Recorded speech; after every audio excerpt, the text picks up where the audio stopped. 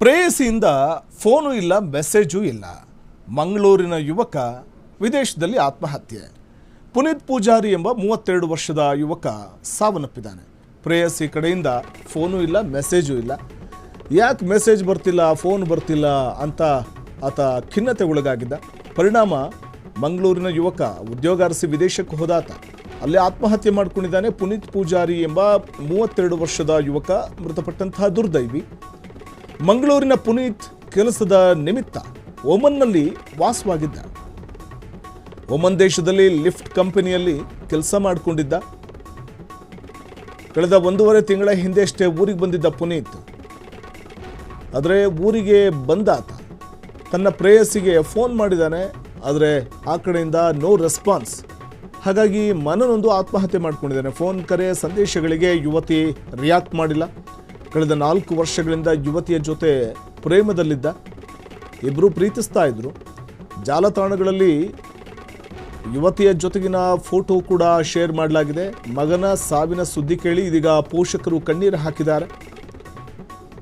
ಪ್ರೇಯಸಿಯಿಂದ phone ಇಲ್ಲ, message ಇಲ್ಲ ಅನ್ನುವಂಥದ್ದಕ್ಕೆ ಆಕೆ ಅವಾಯ್ಡ್ ಮಾಡ್ತಾ ಇದ್ದಾಳೆ. ಬಹುಶಃ ತನ್ನನ್ನು ನೆಗ್ಲೆಕ್ಟ್ ಮಾಡ್ತಿದ್ದಾಳೆ ಅನ್ನುವಂಥದ್ದು ಆತನಿಗೆ ತುಂಬ ಮನನೋಯುವಂತೆ ಮಾಡಿರಬಹುದು. ಇದೇ ಕಾರಣಕ್ಕೆ ಪುನೀತ್ ಪೂಜಾರಿ ಎಂಬಾತ ಆತ್ಮಹತ್ಯೆಗೆ ಶರಣಾಗಿದ್ದಾನೆ. ಕಳೆದ 4 ವರ್ಷಗಳಿಂದ ಪರಸ್ಪರ ಪ್ರೀತಿಸ್ತಾ ಇರ್ತಾರೆ. ಬಹುಶಃ ಇತ್ತೀಚೆಗೆ ಆಕೆ ಆತನನ್ನು ಉದ್ದೇಶಪೂರ್ವಕವಾಗಿ ಅವಾಯ್ಡ್ ಮಾಡ್ತಾ ಇದ್ಲು ಅಂತ ಅನಿಸುತ್ತೆ.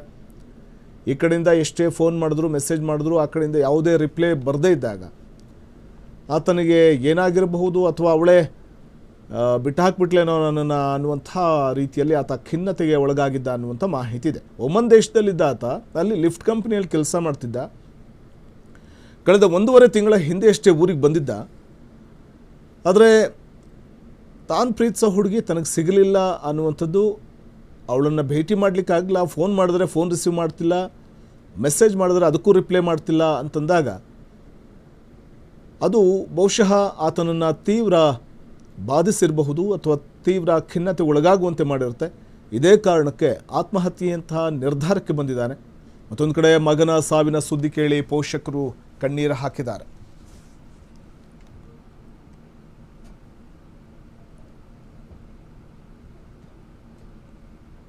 ಕ್ಷಣ ಕ್ಷಣದ ಸುದ್ದಿಗಳಿಗಾಗಿ ಫ್ರೀಡಂ ಟಿವಿ ಸಬ್ಸ್ಕ್ರೈಬ್ ಮಾಡಿ, ಲೈಕ್ ಮಾಡಿ ಹಾಗೂ ಫಾಲೋ ಮಾಡಿ.